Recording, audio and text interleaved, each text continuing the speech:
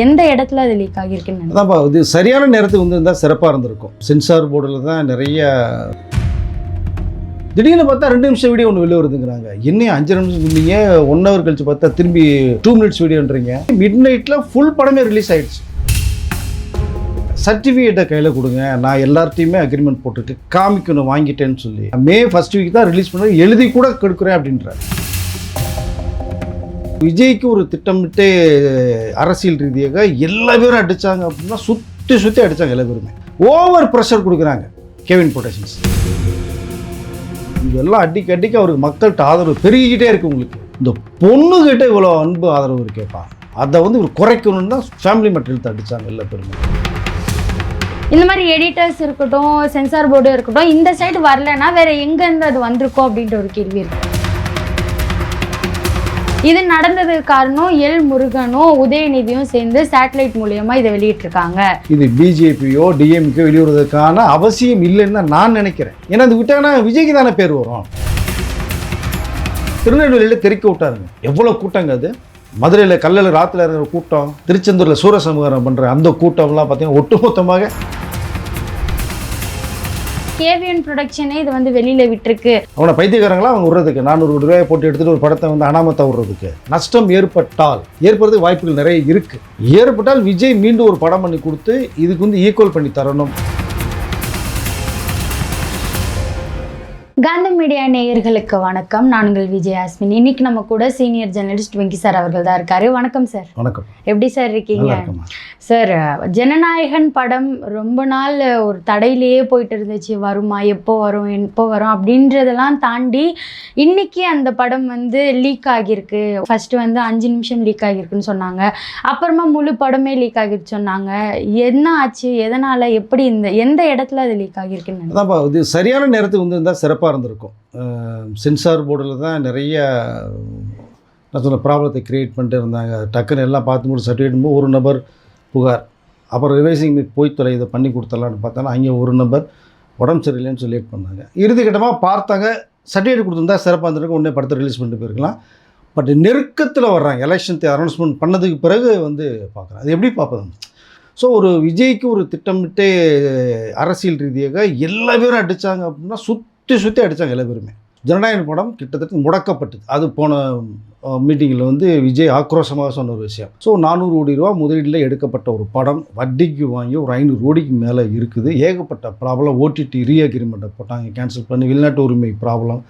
தமிழ்நாட்டில் வாங்கினவங்க வந்து எனக்கு அது அமௌண்ட்டை குறைங்க, இன்ட்ரெஸ்ட் கொடுங்கிறது ஓவர் ப்ரெஷர் கொடுக்குறாங்க கெவின் ப்ரொடக்ஷன்ஸ். ஸோ இவ்வளோ சந்திப்புகளை தாண்டி சரி மே 1 வீக் ரிலீஸ் பண்ணிக்கலாம் அப்படிங்கிற முடிவு எடுக்கிறாங்க. சர்டிஃபிகேட்டை கையில் கொடுங்க, நான் எல்லார்ட்டையுமே அக்ரிமெண்ட் போட்டுருக்கு, காமிக்கணும் வாங்கிட்டேன்னு சொல்லி. காமிச்சா பரவாயில்லைங்க, நான் மே 1 வீக் தான் ரிலீஸ் பண்ண, எழுதி கூட கொடுக்குறேன் அப்படின்றார். அதுக்கும் அக்செப்ட் இல்லை. தேர்தல் ஆஃபீஸர்ஸ் பார்த்து என்ஓசி கொடுத்தா தான் அவங்க சர்டிஃபிகேட் தருவாங்க. ஸோ அங்கே தான் கொஞ்சம் பிகினிங்கில் சரியான வராதனால இவ்வளோ பெரிய சிக்கலை சந்தித்து நீங்கள் சொன்னது மாதிரி நேற்று வந்து பார்த்தா ஒரு 5 நிமிஷம் ஒரு வீடியோ வெளியே வந்துச்சுன்னு சொன்னால் மிகப்பெரிய அதிர்ச்சியாக இருந்தது. இப்போ கேள்விப்படுற நமக்கே இருக்குன்னா ஒரு 500 கோடி ரூபா போட்டு எப்படி இருக்கும் உங்களுக்கு அந்த வழி? அப்படி திக்குமுக்காடுறாங்க, திணறாங்க. திடீர்னு பார்த்தா 2 நிமிஷம் வீடியோ ஒன்று வெளியே வருதுங்கிறாங்க. என்ன 5 நிமிஷம் சொன்னீங்க, 1 ஹவர் கழிச்சு பார்த்தா திரும்பி 2 மினிட்ஸ் வீடியோன்றீங்க. அது அடங்கிறதுக்கு முன்னாடியே மிட் நைட்டில் ஃபுல் படமே ரிலீஸ் ஆகிடுச்சு. ஓடிடியில் ரிலீஸ் ஆனால் நீங்கள் எப்படி பார்க்கலாம், அந்த மாதிரி ஒரு அல்ட்ரா ஹெச்டி பிரிண்ட்டாக ரிலீஸ் பண்ணியிருக்காங்கன்னா இது உண்மையாக கொடுமையான விஷயங்க. கொடுமையான விஷயம். யாருக்கு இந்த அளவுக்கு அடி விழக்கூடாது. அரசியல் நோக்கி வந்துட்டார், அது மக்கள் கொடுக்க போகிறாங்க யாருக்கு வெற்றி தோல்விங்கிறது. அது மாதிரி பர்சனலாக நீங்கள் எடுத்து அடித்தா இப்படி ஒரு மனிதன் இப்படியா போட்டு சக்க புழிஞ்சு காயப்படுறது. ஆனால் இதெல்லாம் அடிக்க அவருக்கு மக்கள்கிட்ட ஆதரவு பெருகிக்கிட்டே இருக்குது. உங்களுக்கு பெண்கள் மத்தியில் ஆதரவு வருது. அதுதான் இங்கே மிகப்பெரிய எல்லாத்துக்கும் கட்டுப்பாடு காரணமே.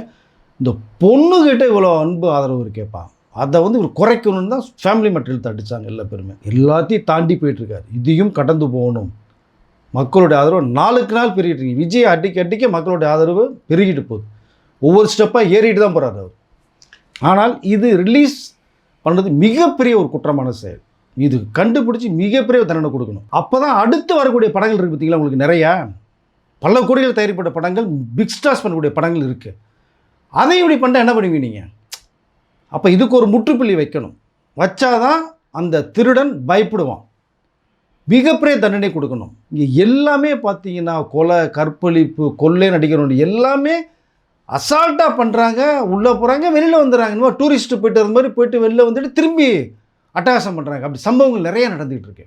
தண்டனைகள் கடுமையாக இருந்தால் அடுத்தவன் தவறு செய்ய பயப்படுவான். தவறு செய்யணும் அடுத்து பண்ண மாட்டான். பட் இங்கே தவறு நடந்திருக்கு, மிகப்பெரிய நடந்திருக்கு. அப்போ யாருன்னு இதை கண்டுபிடிக்கணும். கண்டுபிடிச்சி மக்கள் மன்றத்தில் நிப்பாட்டணும். இவன் தான் அதை பண்ண, எதுக்கு பண்ண, ஏன் பண்ண, உனக்கு பின்னாடி யார் இருக்கா, நெட்வொர்க் யார் இருக்கா, எத்தனை பேர் சம்மந்தப்பட்டிருக்கீங்க, எல்லாத்தையும் முச்சந்தில் நிப்பாட்டி அவங்கள முகத்தை கிழித்து தொங்க விட்டோம்னா இவங்க தான் காமிச்சிங்கன்னா மற்றவர்கள் பயப்படுவாங்க. இதுக்கு ஒரு ஃபுல் ஸ்டாப் வைக்காமல் அசால்ட்டை விட்டால் இது மீண்டும் தொடர்றதுக்கு வாய்ப்புகள் நிறையா இருக்கும். ஸோ இப்போ எந்த ரூட்டில் போச்சு, யார் மூலம் போச்சு, எங்கே போச்சு அப்படிங்கிற விஷயம் இருக்குது. இப்போ இது பார்த்தீங்கன்னாலே பிரிண்டில் ஒரு மார்க் ஒன்று பண்ணிடுவாங்க, வாட்டர் மார்க் ஒன்று பண்ணுவாங்க. மொத்தம் 9 ரீல் வரும். இப்போ நம்ம பார்க்குறது ஃபுல் பிக்சர் பார்க்குறீங்க. அங்கே சென்சார் போர்டுக்கும் மற்றவர்களும் காமிக்கிறது பார்த்தீங்கன்னா ஒவ்வொரு ரீலாக காமிப்பாங்க. ஒரு ரீல் 20 மினிட்ஸ் டியூரேஷன் உள்ளது. அப்போது ஒவ்வொரு மார்க்கு பண்ணுவாங்க. உங்களுக்கு இந்த ரீலில், இந்த ஹவர்ஸில், இந்த நிமிஷத்தில், இந்த செகண்ட்ஸில் இருக்குன்னு ஒரு மார்க் பண்ணுவாங்க. அந்த மார்க் ஐடி கொடுக்கும் உங்களுக்கு. யாரோட காப்பி, இது டிஸ்ட்ரிபியூட்டர் காப்பியா, தியேட்டர் காப்பியா, எந்த ஊருக்கு கொடுக்குறோம். இப்போ திருச்சி கொடுக்கணும்னா திருச்சி டீன்னு போட்டு அது ஒரு மார்க் போட்டு ஐடி இருக்கும். இப்போ ஒவ்வொன்றுக்கும் ஒரு மதுரைக்கு, நெல்லைக்கு, இது மாதிரி ஆந்திராவுக்கா, அதர் ஸ்டேட்டா, இல்லை வேர்ல்டு வைட் பண்ணும்போது அமெரிக்காவா, ஜப்பான், எல்லாத்துக்கும் ஒரு மார்க் ஒன்று போட்டு பண்ணுவாங்க. இப்போ கண்டுபிடிக்கிறது ஈஸியாக இருக்கும். ஆனால் இது எங்கேருந்து இப்போ போச்சு அதை கண்டுபிடிக்கணும். இந்த வாட்டர் மார்க் போட்டாச்சா, போடலையா, ஏன்னா இன்னும் சென்சார் போர்டு பார்த்துட்டாங்க. அது வேண்டி இன்னும் போஸ்ட் ப்ரொடக்ஷனில் ஒர்க்கு கொஞ்சம் இருக்கும். மார்க் பண்ணி போயிருக்கா அப்படிங்கிறத இப்போ கேவின் ப்ரொடக்ஷன்ஸ் கம்ப்ளைண்ட் கொடுத்து ரெடியாக இருக்காங்க. கிட்டத்தட்ட கம்ப்ளைண்ட் கொடுக்கப்பட ஒரு தகவல் வருது. ஆனால் இந்த குற்றம் செய்தவனை பிடிச்சாதான் அடுத்த தவறுகள் நடக்காமல் இருக்கும். சார், நீங்கள் சொன்ன மாதிரி இப்போ இந்த படம் இவ்வளோ பெரிய படம் சென்சார் போர்டு கிட்ட போகும்போது அங்கே இந்த மாதிரியான ஒரு விஷயம் நடக்க வாய்ப்பில்லை. ஏன்னா எல்லாமே செக் பண்ணி தான் அனுப்புவாங்க, நடக்க வாய்ப்பில்லை.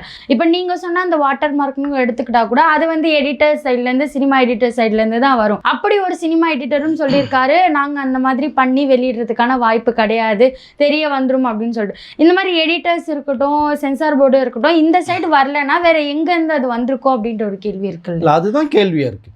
இப்போ நம்மளுடைய கேள்வி அதுதான், எங்கேருந்து போச்சு. ஏன்னா இதனுடைய ஃபுல் ரைட்ஸு தயாரிப்பு நிறுவனம் அவங்கக்கிட்ட இருக்கும். ரெண்டாவது சில குறிப்பிட்ட இடத்துல இருக்கும், காப்பி போகிற இடத்துல ஒன்று இருக்கும். அது ரெண்டாவது நம்ம எடிட்டோரியல் டிபார்ட்மெண்ட்டில் ஒன்று இருக்கும். அந்த டிஸ்க்கு காப்பி எடுக்கப்பட்டு சென்சார் போர்டு காமிச்சிட்டு அவங்க எடுத்துகிட்டு வந்த அந்த காப்பியும் இருக்கும். அப்போது எந்த ரூபத்தில் யார் மூலம் போச்சு. ஆனால் யார் மூலமாக ஒருத்தர் மூலம் தான் வெளியில் போயிருக்கு, அதை மறுப்பதற்கு இல்லை. ஆனால் அது யார் மூலம் போச்சு அப்படிங்கிறது தெரியணும். கண்டிப்பாக நீங்கள் சைபர் கிரைமில் சொன்னீங்கன்னா, இந்த கிரைம் டிபார்ட்மெண்ட் உள்ளே இறங்கினாங்கன்னா கண்டிப்பாக தூக்கிட்டு வந்துடுவாங்க. ஒன்றும் பெரிய விஷயமே கிடையாது. ஆனால் சார், இதில் என்ன கேள்வி அப்படின்னா, இதுக்கு முன்னாடி டிவிகேல ஏதாச்சும் ஒரு நடந்தாலோ, ஏதாச்சும் பிரச்சனை வந்தாலோ அதுக்கு டிஎம்கே தான் காரணம்னு ஈஸியாக சொல்லிட்டு போயிடுவாங்க. இந்த ஒரு விஷயத்தில் ஆதவர்ஜுனா என்ன சொல்கிறாருன்னா, இது நடந்ததுக்கு காரணம் எல் முருகனும் உதயநிதியும் சேர்ந்து சேட்டலைட் மூலியமாக இதை வெளியிட்டிருக்காங்க, விஜயை மன உளைச்சலுக்கு ஆளாக்குறதுக்காக தான் வெளியிட்டிருப்பாங்கன்னு சொல்லிட்டு அதுக்கும் டிஎம்கே மேலே பழிய போடுறாரு. இதை எப்படி பார்க்குறீங்க சார்? இல்லைங்க, அதாவது யூகத்தின் அடிப்படையில் நம்ம பேச முடியாது. இது நீங்கள் ரிலீஸ் பண்ணுறதுக்கான நோக்கம் அவர்களுக்கு பெரிய அளவில் இருக்காது. இது விஜய்க்கு தான் ப்ளஸ்ஸாக மாறும். நீங்கள் தியேட்டருக்குள்ள வந்தாலும் சரி, நீங்கள் ஓடிடியில் போட்டு காமிச்சாலும் சரி, படம் மக்கள் பார்வைக்கு போயிடுச்சுனாலே அது விஜய்க்கு பெரிய ஒரு மவுஸ் வரும். ஏன்னா அந்த மாதிரி கதைக்களம் கொண்ட ஒரு படம் இது. அதுக்கு தான் தடுக்கப்பட்டதே. உங்களுக்கு சென்சார் போர்டில் உடனடியாக பார்க்கப்படாமல் தள்ளி போடப்பட்டதும், பார்த்த பிறகு சட்டியை தராமல் தள்ளி போடப்படுறது காரணம் இது சரியான முறையில் மக்கள்கிட்ட ரீச் ஆகிடுச்சுன்னா விஜய்க்கு மிகப்பெரிய ஒரு பேருபுகழும் கிடைக்கும். அரசியலில் போனது அரசியல் சம்மந்தப்பட்ட படம் அதை அவர்கள் வெளியிட்டு இதை மக்கள் பேரை கொண்டு போனால் அப்போ உன் பேரை நாங்களே தூக்கி விடுறது மாதிரி ஆகிடும். அதனால் ஆதவர்ஜுனா அவர் சொல்கிறது அரசியல் ரீதியாக ஒரு கருத்துக்களை பதிவு பண்ணுறாரு தவிர, பட் யூகத்தின் அடிப்படையில் நம்ம எதையுமே சொல்ல முடியாது. இது பிஜேபியோ டிஎம்கோ வெளியிடுவதற்கான அவசியம் இல்லைன்னு தான் நான் நினைக்கிறேன். ஏன்னா அது விட்டாங்கன்னா விஜய்க்கு தானே பேர் வரும். அப்போ இது ஏதோ தொழில்துறை சம்மந்தப்பட்ட இதில் இருந்து தான் போகிறதுக்கான வாய்ப்புகள் இருந்திருக்கும் தான் நான் நினைக்கிறேன். ஆனால் அது எந்த டிபார்ட்மெண்ட்லேருந்து அது வெளியில் போச்சு அதை கண்டுபிடிக்கணும். நீங்கள் முறைப்படி ஒரு கம்ப்ளைண்ட் கொடுத்து நீங்கள் சைபர் கிரைமில் கொடுத்தீங்க அப்படின்னா அவர்கள் ஒரு ஆக்ஷன் எடுப்பாங்க. கண்டிப்பாக யார் மூலம் விரைவில் தெரிய வரும். தெரிய வந்தால் தண்டனை கடுமையாக இருக்கணும். சார் இந்த விஷயத்தை இன்னொரு சைடு எப்படி சொல்கிறாங்க அப்படின்னா, இந்த ஜனநாயகன் படம் வரத்துக்கு லேட் ஆகுறதுனால விஜய் அவர்கள் என்னோட ஃபேமிலி அண்ட் ஃப்ரெண்ட்ஸ் சேர்ந்து பார்க்கணும் அப்படின்றதுக்காக எல்லாரையும் கூப்பிட்டு காட்டினாரு, அது மூலியமாக கூட இது லீக் ஆக வாய்ப்பு இருக்குது அப்படின்னு சொல்கிறாங்க. இது நடந்திருக்குமா? அப்படி கூட நடக்க வாய்ப்பு இருக்கா? இல்லைங்க, படம் பார்த்த உடனே ப்ரொடக்ஷன் ஹவுஸும் சரி, வந்து ஹீரோ சைடும் சரி, டைரக்டர் சைடும் சரி, கண்டிப்பாக படம் பார்ப்பாங்க. அவர் சம்மந்தப்பட்டது பார்க்கறதுக்கு வாய்ப்புகள் நிறைய இருக்குது, அவர்கள் மறுப்பதற்கு இல்லை. அதில் அங்கேருந்து வெளியில் வந்ததுங்கிறத வந்து நம்ம அதுதான் சொல்லணும் இல்லையா, இப்படி நடந்திருக்குமோ அப்படி நடந்திருக்குமோ அப்படின்னு இப்போ நம்ம சொல்கிறதுக்கு வாய்ப்புகள் இல்லை. ஆனால் எங்கேருந்து வந்ததுங்கிறது வந்து தெரிய வரும்.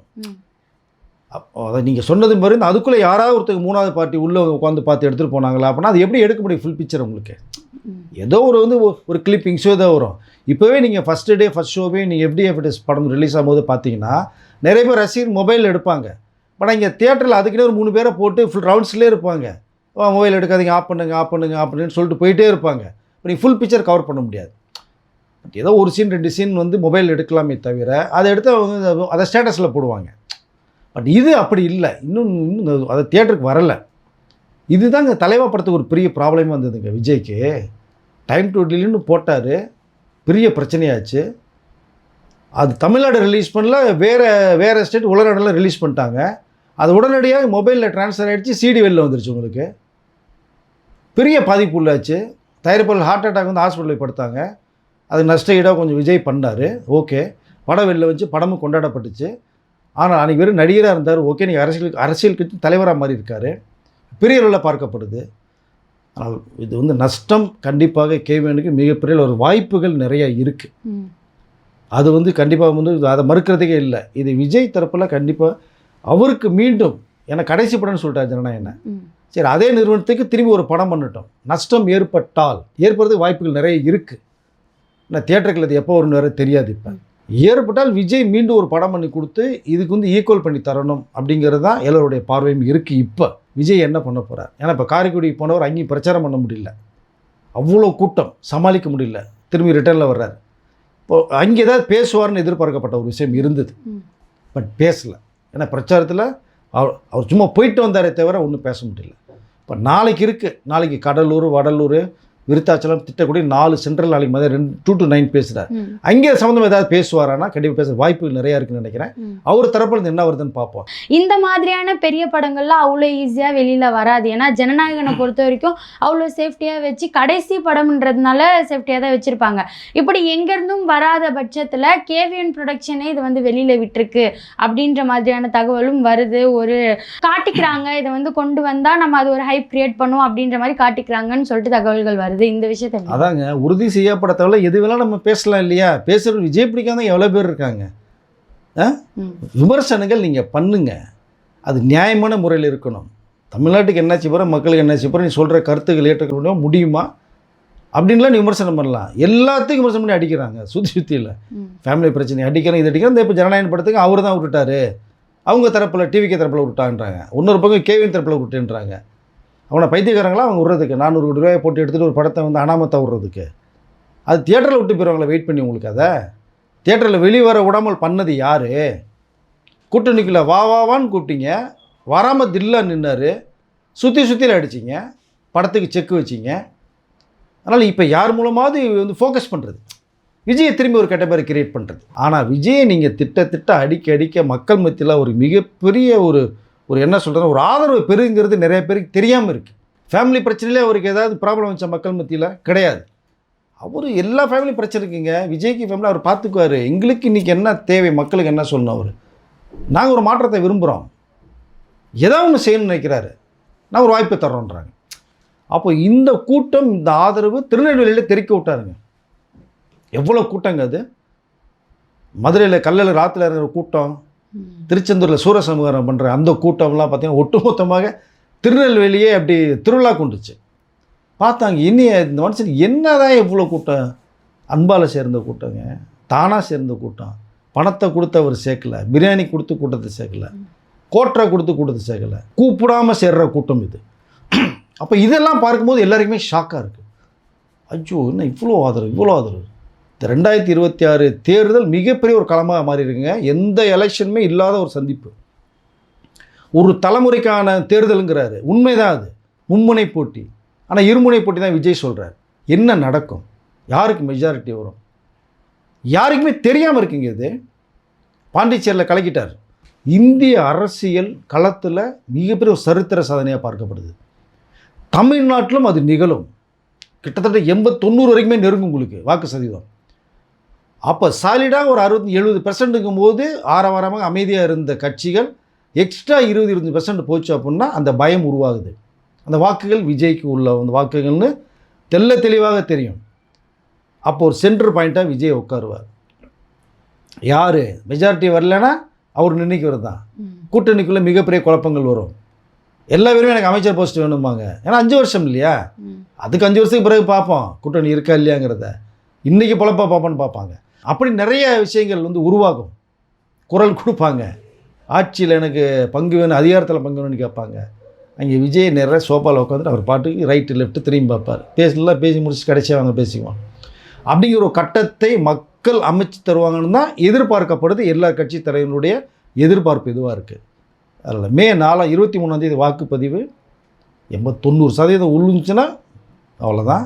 மே 4 ஒரு மிகப்பெரிய எதிர்பார்ப்பை உருவாகும். டிவிகே சம்மந்தப்பட்டு நிறைய விஷயங்களை பகிர்ந்ததுக்கு நன்றி.